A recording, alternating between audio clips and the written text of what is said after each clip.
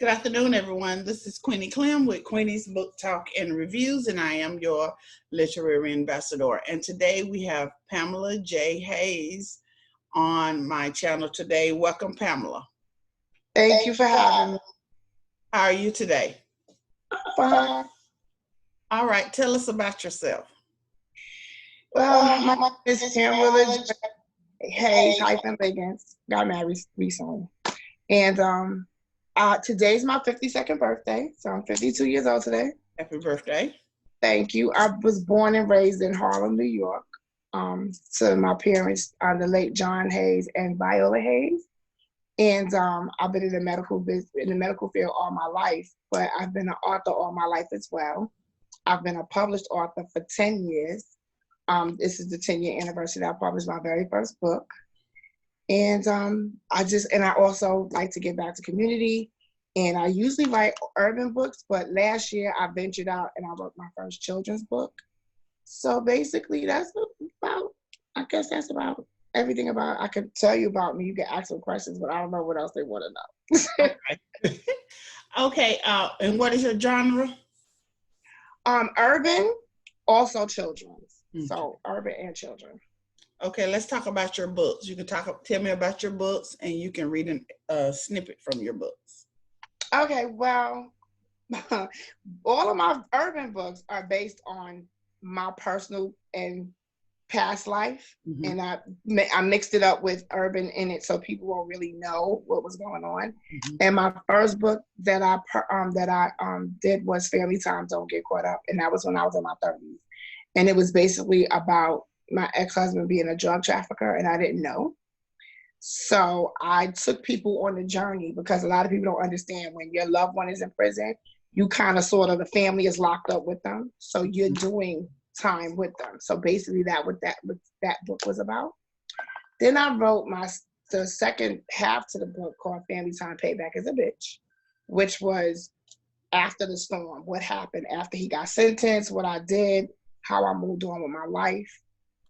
The third book I wrote, Payback is a Bitch, I have that one here, because I just did a book tour, my virtual book tour, and I sold out a lot of books. I didn't realize I was.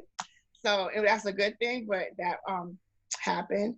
My third book was Fire, the Diary of a Bisexual Woman, which I knew a young lady that she has children, but now she's with a woman, and I wanted to know her story. So I basically told her story in a fictional kind of way. Yeah.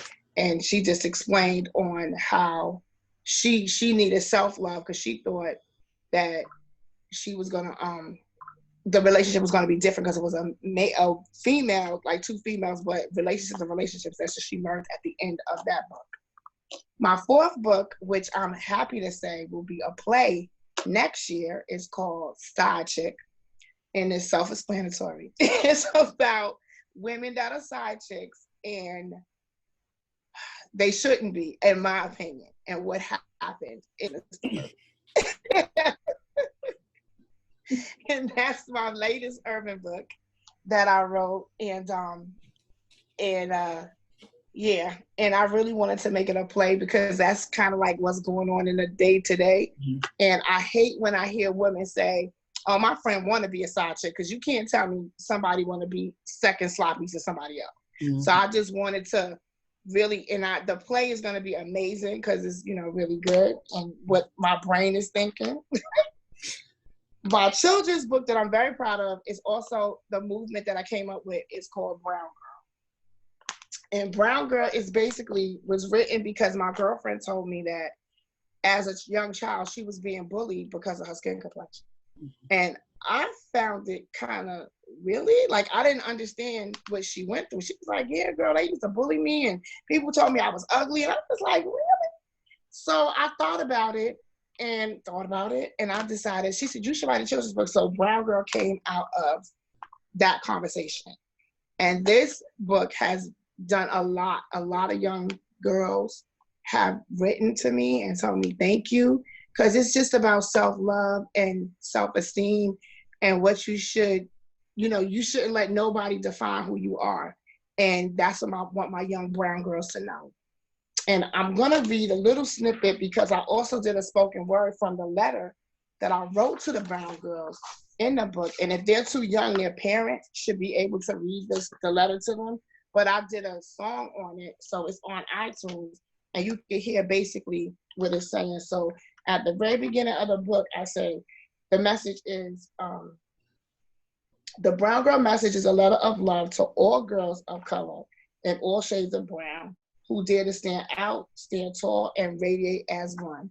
Hashtag we got this, we do this, we run this. And it goes on to say, my dearest brown girl, we are a part of a whole, the whole which stands together to tell our story. No matter what no matter what walk of life we tread, we are in this together. We are enough. We pour into each other's lives, dreams, aspirations, and visions with love. Our complexion tells our story, a story of strength.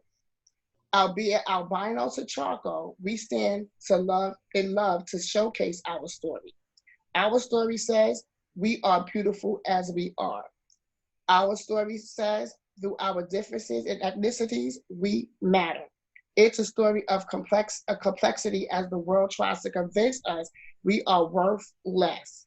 As society wants to divide us and dim our light through deceit and manipulation. As our culture rather brown girls be at odds with one another, they're encouraging in a warm, sincere embrace.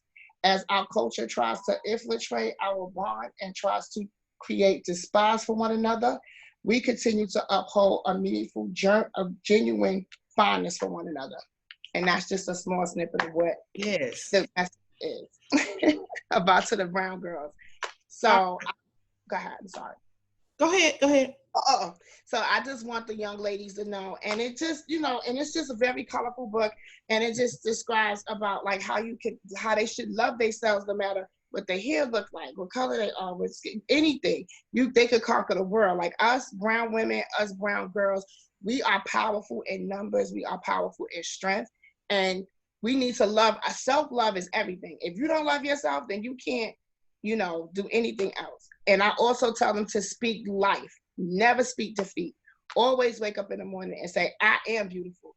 I will achieve. I am whatever you want to be. You always say, I will, I am. Do not speak. It's the life and death is in the power of the tongue. And I really believe that. And I try to teach that to the brown girl. Okay. What is the hardest thing about writing a book? The hardest thing about writing a book, first to start it where you want to captivate people enough to read through it. Like, I believe like the first couple of words, the first paragraph, that's the hardest for me. So you guys can say, oh, I want to read what she's talking about. Mm-hmm. So the beginning, just to get it to where they want to know enough to continue the whole book, not just, oh, this ain't, because I know I've read the first line like, oh, this ain't gonna hold my attention. So I'm always nervous, and I think that's the hardest thing, to just get your audience to really, oh, I'm gonna read this. Like the first couple of pages, to me, is the hardest part of the book. Okay. What started you on your path to writing? When I was in the sixth grade, excuse me, my teacher, Mr. Van Grover, had a test for us, a contest. We had to write a play, and whoever won the play, you got to perform the play with your classmates. And of course, I won the play. So I won the play, and that sparked the author that I am now, because I felt like, oh my God, they saying my words. It was like an adrenaline I couldn't explain. And the name of my play was the king who had so many children. So it performed in front of the whole student body. My parents was there, the principal. It was a regular play, and I wrote, produced, and directed it at the sixth grade, which was 12 years old. Mm-hmm. I was like, oh, I want to do this for a living, and that's where you got me at from that point on. It was just an adrenaline rush from that point. Yeah. Mm-hmm. What has been one of your most rewarding experiences as an author? Recently, because the pandemic and everything that's going on, I was in a store, because I work in upstate. I live in Harlem. I work in Westchester, and this young African guy was like, brown girl. I was like, I ain't paying no mind. He was like, Miss Brown girl, didn't you write that book? Because, and I looked like, how I wrote the book? So he said, I know you. He was like, your book is in, because my brown girl book is in a library in Nigeria. And he was like, I'm from I know you. And he was like, oh my God. And he came over to me. He was like, I saw your book. I know who you are. You know, you're in my country, in my library, in my country. And that was this, I felt like a superstar. And I was like, and he was like, can I take a picture? And then everybody in the store was like, who is that? He was like, she's an author. She is. I was like, oh. And I felt like, what the devil? But it was nice. And he took the picture, he put it up on Facebook. It was like, I met author Pamela J. He was all excited, like I was a rock star. So the head was big. That was like, wow. Yes. What has been your greatest accomplishment thus far? My greatest accomplishment as an author is my Brown Girl movement. Since this book, I have found out that a lot of young girls had problems and struggles with their skin complexion and different things of that nature. And I was honored to be able to do the first Brown Girl event in New York on February 23rd. They started it in Washington, D.C., the Brown Girl movement. Mm-hmm. So I did the first movement, and it's all from this little book right here. So I started the movement for the Brown Girls, and I'm really, it's a nonprofit, and I'm really giving back and giving them workshops of self-love. So that's my biggest accomplishment, that is touching these young girls and letting them know that they are strong and powerful young women. So that's my biggest accomplishment. What projects are you working on right now? Right now, Lord have mercy. Well, right now, because of the pandemic, everything is so crazy right now. But my play, like I said, we're gonna start auditions for the play Side Chick, which will be released next April 19th of 2021. Also, the Brown Girl movement. I did the video. I'm gonna do a video behind the song that I did on iTunes. So we're gonna do that video, and also just giving workshops for brown girls. And I partnered up with a couple of other not-for-profits, and we're gonna be doing like once everything is open, workshops and different things like that to give back to community and let them know that they're beautiful and amazing and different things of that nature. How did you come up with the titles and covers of your books? The titles were basically, I tried to do like summarize what the whole book is about, like family time, because I feel like family time, everybody is doing time when the person is in prison. So that's why family time don't get caught up. And that book, I'm sorry I don't have it, but it's a prison bars where somebody's holding onto it and you see two women looking at the person inside, like looking at the person inside the bars. So I try to coincide with what the book is about. Family Time, Payback is a Bitch, which is the second book. And it's just basically that. Something happens in this book where the ex-husband gets out and you see a gun. So payback is coming. So they like, well, what just happened? Because he did something. Then Fire, the Diary of a Bisexual Woman, is two females looking at each other because she's bisexual, but the whole book is not. They think it's based on sexuality. It really is not. It's about self-love and about relationships in general. And then my Brown Girl book, basically, I wanted to make a little girl that was a little darker skinned and had Afro puffs, because I used to have Afro puffs when I was a kid. Mm-hmm. So I wanted to make it colorful and beautiful, and it's exactly what it is. It's about the brown girl. And then Side Chick, I wanted to have different relationships and what goes on in side chicks, because there's a whole bunch of different kind of side chicks. It's a bunch of them. So I just wanted to give like an idea of, because it's different type of side chick, different type of scenarios, and this is what that book cover is about. What inspires you to write? My life, what I go through is cleansing when I write.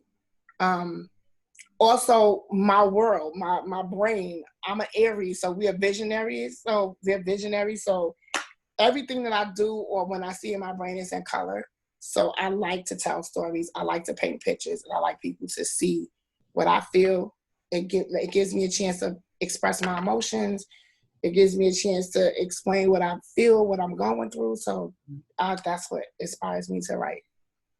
And where can readers find you and your books? They can find me on Amazon.com. They can also, now my website is up, so they can get a lot of my books from my website. And my website is abookadream.org. And it comes right up. A Book and a Dream is my whole umbrella company. And they can get my books from there. All right. Is there anything else you would like to add before we close? I just want to thank you for the opportunity to because a lot of authors, self-published authors, we don't get opportunities to have interviews and different things of that nature. And the platform that you're doing, I appreciate it. And I just want everybody to know to dream big, keep dreaming. Don't let nobody step on your dreams, because I'm always dreaming, and I keep dreaming, and I keep pushing through. All right. Thank you. And again, happy birthday. Thank you so much. Thank you for coming in today. This is Queenie Clem with Queenie's Book Talk and Reviews. Happy reading. Bye, y'all. Bye.